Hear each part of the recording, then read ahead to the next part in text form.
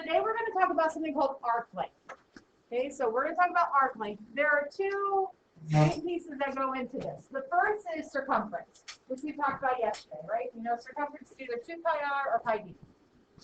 The other part of arc length that we need to know is how to find what fraction of the circle is being represented by the arc. Okay, so for example here, I want to figure out what fraction of the circle is being represented by arc AB. So if my central angle is 90, that means arc AB must also be 90. So arc AB is 90 of the 360 degrees. So that's really 1/4. You could leave it as 90 over 360, but that could simplify to 1/4 of the circle. Is that okay? Give me a nod if you're okay. All right. Then on the second part here, arc AB is 120 degrees. So it represents 120 of the 360 degrees, which you could also reduce down to 1/3 if you wanted, or you could leave it as 120 over 360.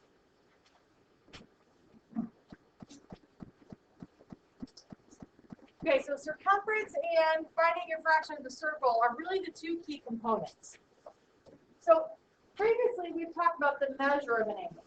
So the measure of the angle is in degrees, and it's defined by the central angle. Okay, so the arc measure and the central angle measure are the same, right? Okay, but today we're going to talk about arc length. Arc length means if I could take a ruler and literally lay it along the arc, how many centimeters, inches, meters, miles would it be? Okay, so it's talking about a fraction of the circumference. So when we're talking about arc length, I don't want to know all the way around, I just want to know part of the arc.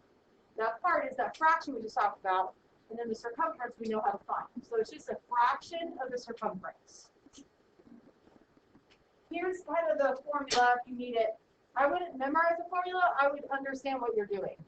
I'm going to say over and over, we want to find a fraction of the circumference. We know the fraction comes from the arc measure divided by 360 times circumference. Okay, so we're going to find our fraction times circumference. All right, so here's our first problem. Let's find the length of a 40-degree arc of the circle with an 18-centimeter radius. Okay, so I'm going to take a fraction, whatever fraction of the circle I have, times circumference. So what's my fraction going to be?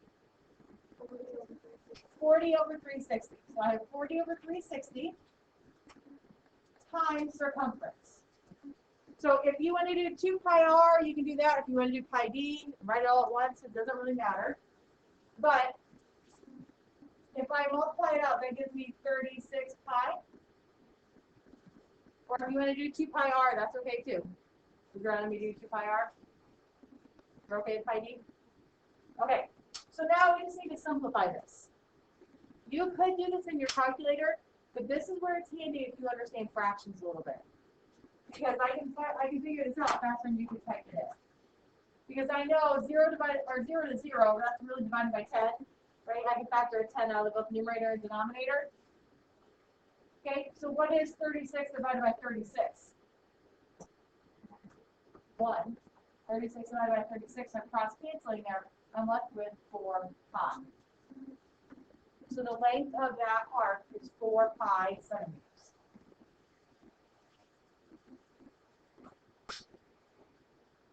Now you can type this into your calculator. Most of the time, though, we do leave our answers in improper fractions. Yes? It doesn't say in terms of pi. You just want to say in terms of pi. I would probably take either answer unless it specifically says in terms of pi. I'm going to leave it in terms of pi, though. I don't want to multiply by pi, to be honest. Questions on that one? All right, next one. It says if the radius of a circle is 24 centimeters and the angle BTA is 60 degrees, what is the length of arc AB in terms of pi? So we actually need to find the angle or the arc measure first, right? So what is the measure of arc AB?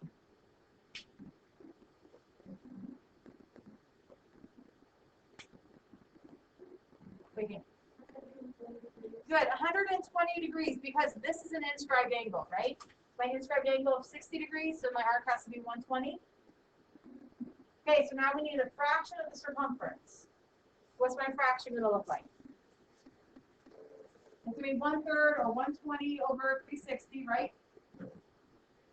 However you'd like to write it, times my circumference. So if my radius is 24, what's my diameter? 48, so it's going to be 48 pi. Is that okay? So really this is 1/3 times 48 pi.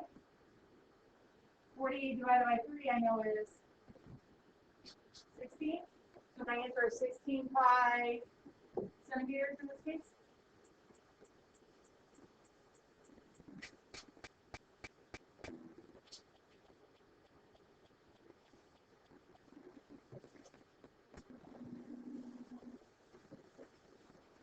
All right, the next one here, I accidentally erased the 1. This should be 140.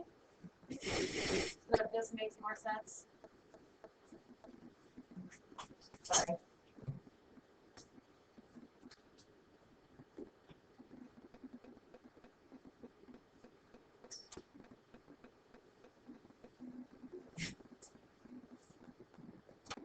So you try that one on your own.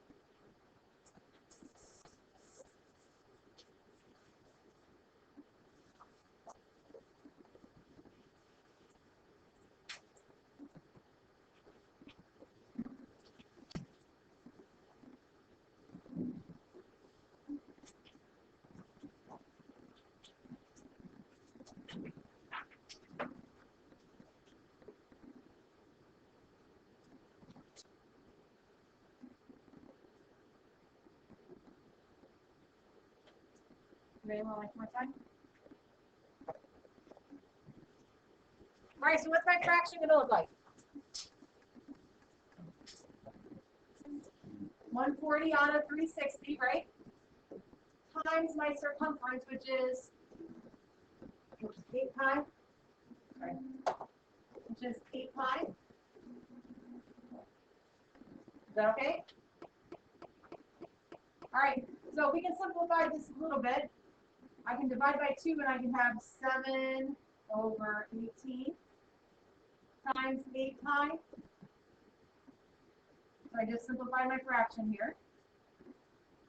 Okay, I can cross cancel. If I divide by 2, I would have 4 and 9.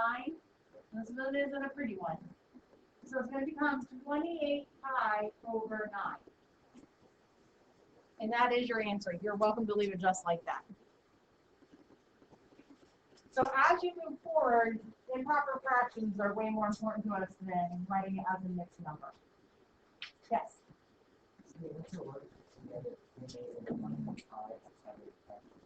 Say that one more time. Some people do that. I want you to try to start putting it in your numerator, because when you do this, you're really meaning pi over 1. So when you multiply your numerator together and your denominator together, it's really 28 pi over 9. Are you wrong? No. But as you move forward, you're going to want to write it in your numerator. Does that make sense? I won't count it wrong, but try to move in the direction of putting it in your numerator. Okay. Any other questions about that one? All right, let's do the last one then. The last one says, if the length of arc ROT is 116 pi centimeters. So ROT, 3 points, so that's a major arc. That measure of that arc is going to be what? 240 degrees, right? Because this part is 120. Okay, we know that that arc length is 116 pi. So what's the radius of the circle? Okay, so I know my arc length is 116 pi, but what is my fraction? Let's start there. I would have 240 over 360, or you can write it as 2/3. Either way. Can we do 120 over 360? Do what? I'm sorry. 120 over 360? So I want to know, I'm given the arc length of ROT, which is this. So I don't really want to do the 1/3. I want to do the 2/3 part.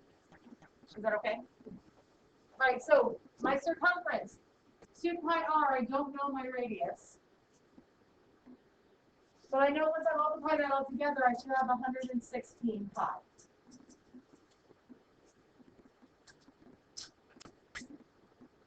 All right, so we're going to clean this up a little bit here. I know this is the same thing as 2/3.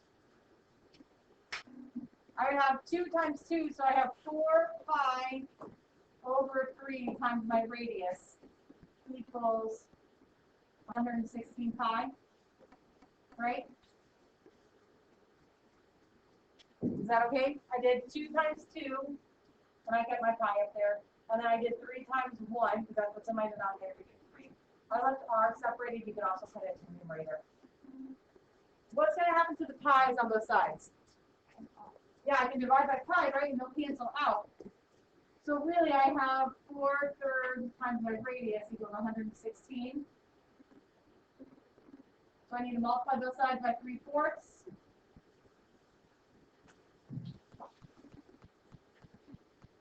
So that's 116 times 3/4.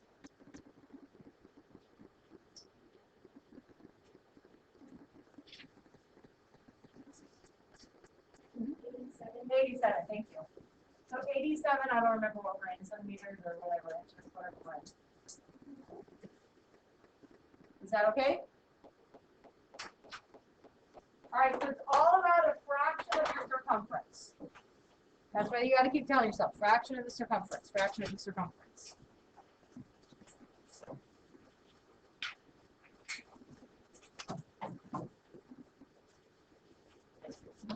Okay, so I have 8 arc length problems for you. And then I put an equal puzzle on the back.